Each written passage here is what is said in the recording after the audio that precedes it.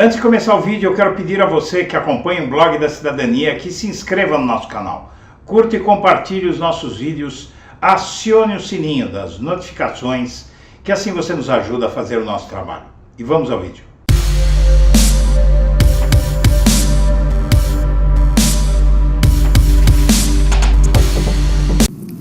Presidente, o encontro ontem com o Biden era para ter durado 15 minutos, durou 1 hora, então parece que deu liga, né? O que o senhor achou do presidente Biden? Como é que foi esse contato? Olha, possivelmente, de todos os presidentes americanos, o presidente que mais tem vínculo com o movimento dos trabalhadores, com o sindicato, é o Biden.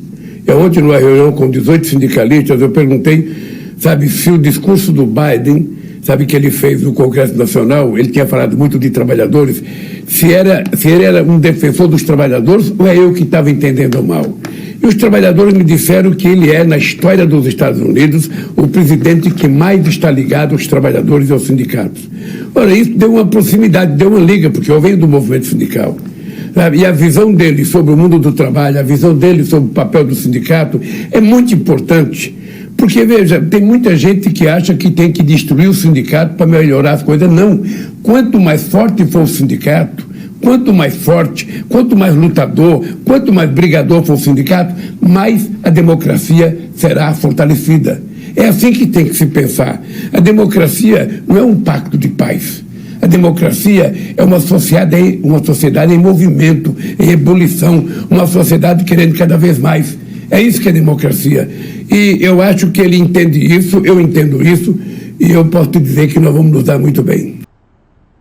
Boa tarde, senhoras e senhores. Está começando o Blog da Cidadania ao meio-dia. E aí você acaba de ouvir de um presidente do Brasil uma afirmação que há um par de anos atrás seria considerada impensável, mas que na verdade era extremamente previsível que houvesse essa aliança entre Joe Biden e Lula por N razões.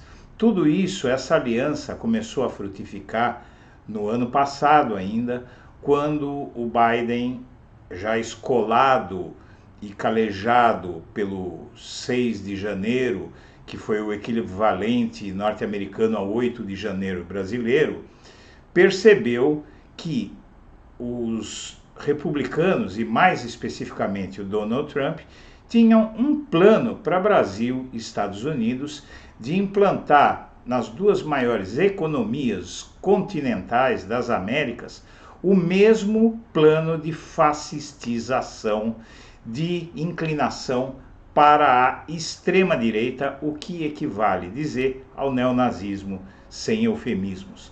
Então, o que acontece é que o Lula, na verdade, essa viagem relâmpago dele aos Estados Unidos, foi vista como uma busca de apoio contra golpe militar no Brasil.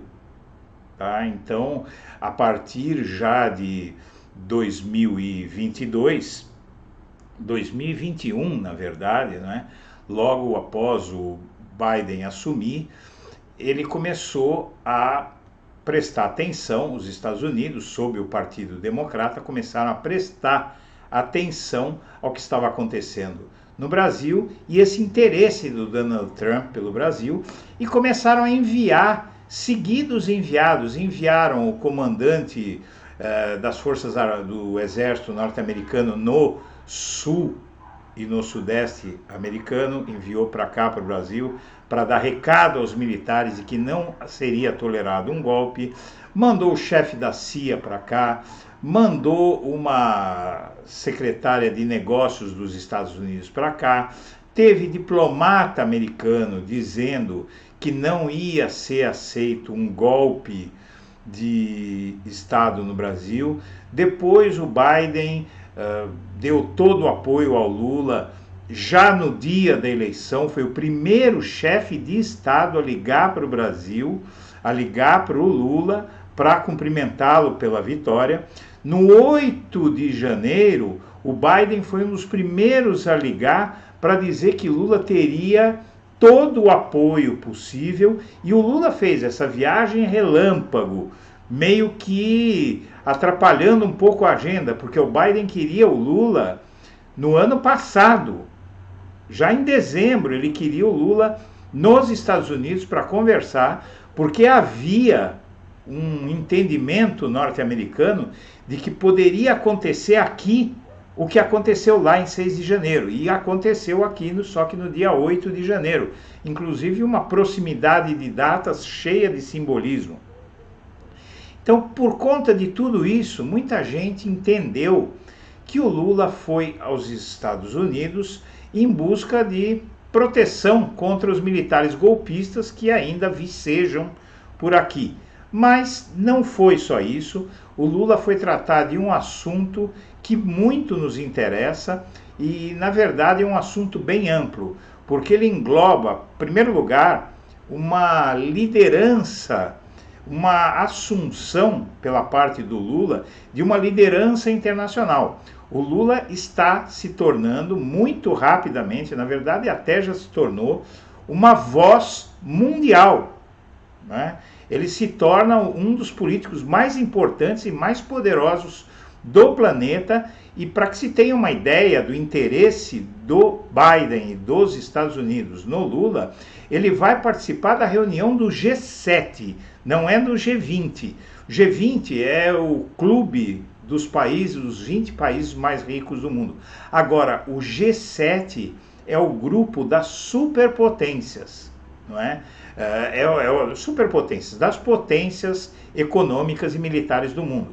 São Japão, França, Alemanha, Inglaterra, Estados Unidos e também aí também aí o Brasil. Nesse contexto entra, não haverá espanto se o Lula continuar, tiver talvez até um segundo mandato. É muito possível que o Brasil acabe entrando no G7, que aí viraria G8, porque realmente há planos de usar essa habilidade do Lula para conversar e para negociar em outros conflitos, não é? Aqui no Brasil se previu várias coisas, que a questão da Ucrânia ia separar o Biden do Lula. Eles superaram essa questão com grande facilidade, até porque, como o Lula mesmo disse, não é? Inclusive teve gente que duvidou dessa afirmação do Lula, por isso eu a coloquei aqui.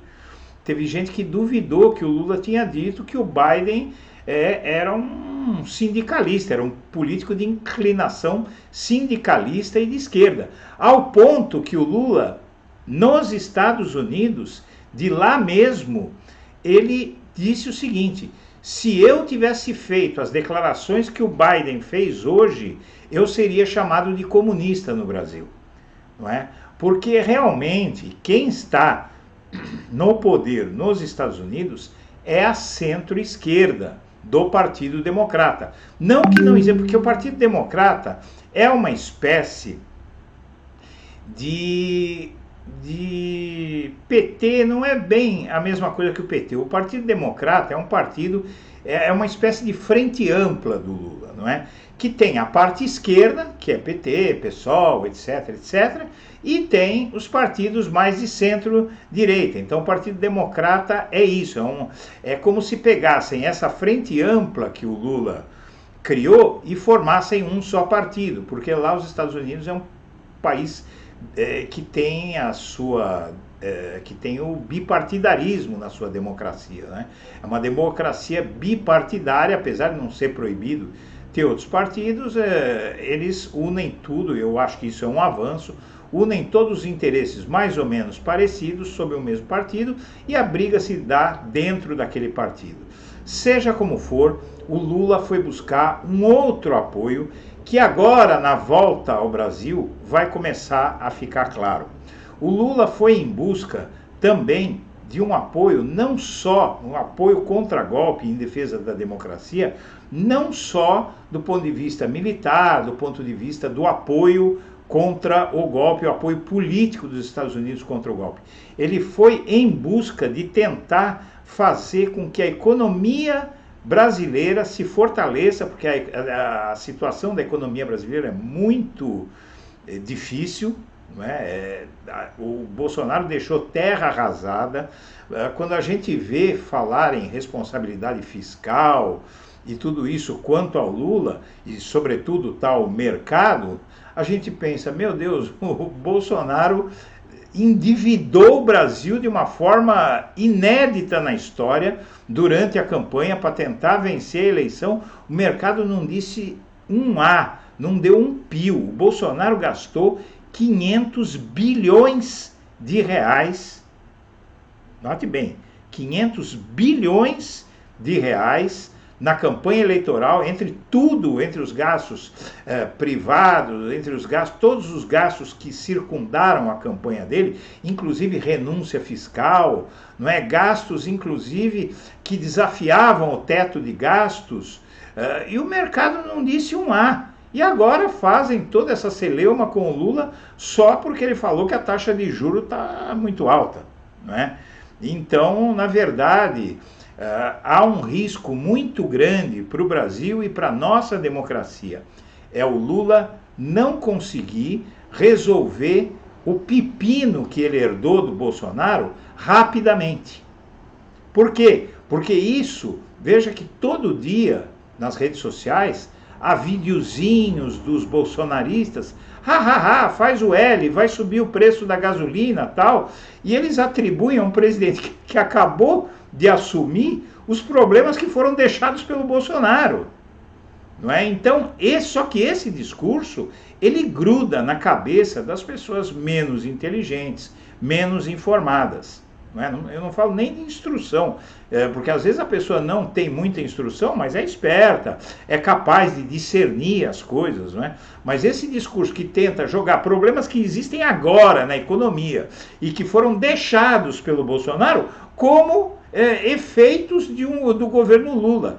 Por exemplo, a inflação, tudo. A inflação está alta. Eu já vi aí, a inflação está muito alta, os juros estão muito altos com o Lula. Acontece que o Lula não é mágico de assumir hoje, e hoje mesmo resolve todos os problemas do país, não é? Vai precisar de um tempo. Então, o que é que o Lula foi fazer também nos Estados Unidos? Ele foi buscar apoio econômico. E a expressão de satisfação no rosto do Lula se coaduna com uma reunião que já antes dele chegar ao Brasil, ele já marcou uma reunião com empresários brasileiros para transmitir para eles, basicamente, pessoal, várias possibilidades que essa viagem do Lula aos Estados Unidos vão abrir para o Brasil, inclusive em termos de volta dos investimentos. E é esse o X da questão para fazer a gente crescer. O Lula conseguiu, ele foi aos Estados Unidos correndo, porque o que vai acontecer a partir dessa viagem é a volta dos investimentos norte-americanos, privados e estatais, no Brasil, que tinham sido suspensos por todos os países desenvolvidos por conta do Bolsonaro e do ataque dele à questão ambiental, por ataque dele aos direitos humanos. Então o mundo congelou investimentos no Brasil, não se dava mais um centavo, ninguém mais fazia negócio com o Brasil, só aqueles que já estavam agendados, que não tinha como sair fora, e principalmente os Estados Unidos, ficaram quase 4 anos afastados dos Estados Unidos, por conta justamente da aliança do Bolsonaro com o Trump, que não rendeu um centavo para nós. Só gogó. Aquelas fotos que o Bolsonaro, assim que assumiu, ele foi aos Estados Unidos, tirou fotos com Donald Trump, apertaram as mãos, tal. O que aconteceu? Nada. Absolutamente nada, porque o Trump não queria dar nada para ninguém, ele queria tomar da gente, e ele conseguiu muitas concessões do Bolsonaro, por exemplo, na questão da imigração. O Bolsonaro entregou a cabeça dos imigrantes brasileiros para o Donald Trump, não é? Então agora o Lula volta na bagagem com a promessa de retorno dos investimentos que tinham sido suspensos, inclusive, já pelo Trump, porque o empresário americano sabia, o empresariado americano sabia, e o Congresso, que tem muita força lá, o Trump não mandava em tudo sozinho, ninguém queria saber de investir no Brasil porque era governado por um louco. E agora, com a volta desses investimentos, isso vai permitir a nossa economia voltar a andar. Então, minha amiga, meu amigo, eu quero passar aqui com você, basicamente, as matérias que vão corroborar tudo isso que eu estou dizendo aqui e, na verdade, vão complementar, não é? Vamos ver. Bom, primeiro que o Lula disse à CNN Internacional, se eu fizesse o discurso que o Biden fez aí no Brasil, eu ia ser chamado de comunista, não é? O Lula voltou a destacar que deseja acabar com a fome no Brasil e criticou a politização das Forças Armadas no país. E nesta semana, no tradicional discurso sobre o Estado da União no Congresso dos Estados Unidos, o Biden pediu a elevação do teto da dívida e saiu em defesa de fortalecer o sistema de seguridade social. Veja, o Lula falou a mesma coisa aqui e foi chamado de esquerdista, comunista, que estava sendo irresponsável, estava destruindo a economia. Basicamente é isso. E aqui uma análise muito boa de uma jornalista que eu não gosto muito, mas que ela falou a verdade. O Lula usou o encontro com Biden para se jogar na agenda global e disputar o protagonismo. Ela só usa um termo errado, porque o Lula não se jogou.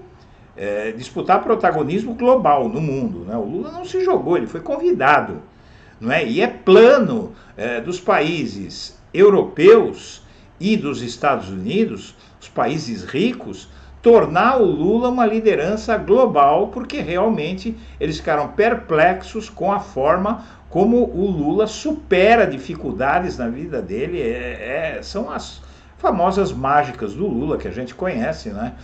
No primeiro mandato ele conseguiu o grau de investimento das agências de classificação de risco para o Brasil, que era o selo de economia bem administrada, de bom pagador, e tem gente que querendo dar conselho para o único presidente que conseguiu uma nota de classificação de risco que o país nunca tinha tido na sua história, não é? E conseguiu, inclusive, enquadrar a dívida pública. A dívida pública era muito menos de 50%, era uma das menores dívidas públicas que o país já teve, não é? Responsabilidade fiscal nunca faltou.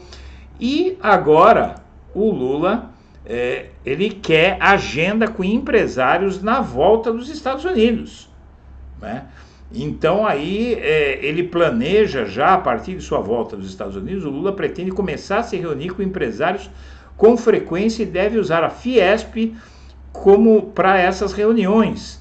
E tudo isso você vê aqui, já tem a foto aqui do Lula com vários líderes internacionais, e ele vai explicar para os empresários que estão, inclusive, ao lado dessas críticas idiotas que têm sido feitas, gente, essas críticas sem fundamento que têm sido feitas, o Lula vai começar a tentar colocar juízo na cabeça dessa turma para não ficar alimentando discursos golpistas, discursos de golpe de Estado, de regime militar, que isso afasta o mundo do Brasil. E, sobretudo, essa questão do meio ambiente. Isso tudo afasta o planeta do Brasil, pessoal.